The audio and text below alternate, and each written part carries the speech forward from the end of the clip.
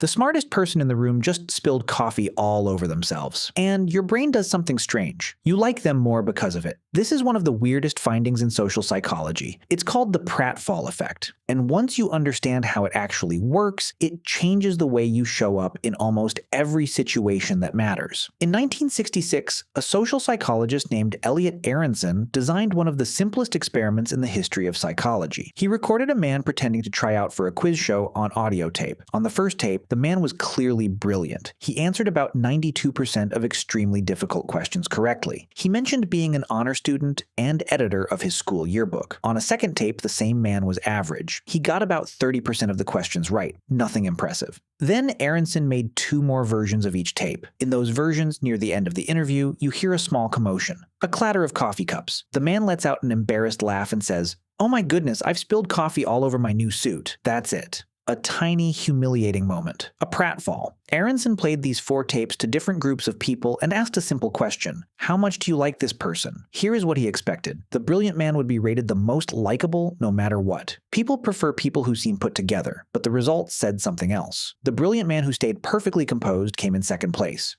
But the same man, now with coffee spilled all over himself, came in first, by a wide margin. He was liked more than the polished, competent, non-spilling version of himself. One tiny embarrassing moment made a smart man more likable than he was without it. Aronson named this the Pratfall Effect. Here is what is actually happening under the hood. When someone seems perfect, your brain doesn't register them as a person. It registers them as an object, a statue, a picture on a wall. You can admire a statue, but you cannot connect with it. Perfection creates distance. A small visible flaw does the opposite. It sends a quiet signal to the other person's brain that says, this is a real human being, not a performance. That signal lowers the social barrier almost instantly. It makes an admirable person feel reachable, and reachable people are the ones you actually like. But here is where most people miss the point, and where the Pratfall effect gets genuinely interesting. It does not work for everyone. In Aronson's original experiment, the average man, the one who got only 30% of the questions right, was rated the least likable of all 4 versions when he spilled his coffee. Less likable than the version where he didn't spill at all. If someone is already unimpressive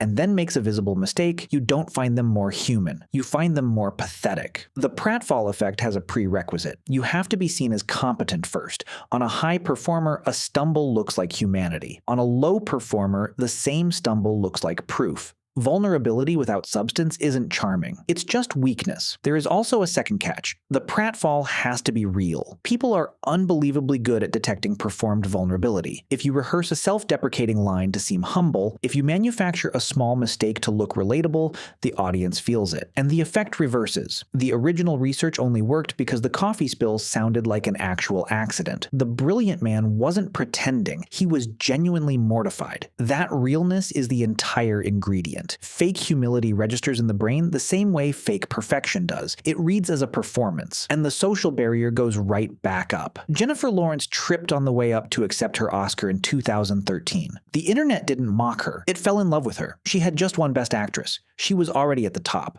The fall didn't pull her down. It pulled her closer. Show your skill first. Let yourself be human second. People don't actually want to be around perfection. They want to be around someone good enough to respect and real enough to trust. The moment you stop polishing every surface of who you are, the moment you let the small cracks show on top of real substance, you become something very few people in the world actually are. You become someone who can be liked, not just admired. And those are the people the rest of the world never forgets.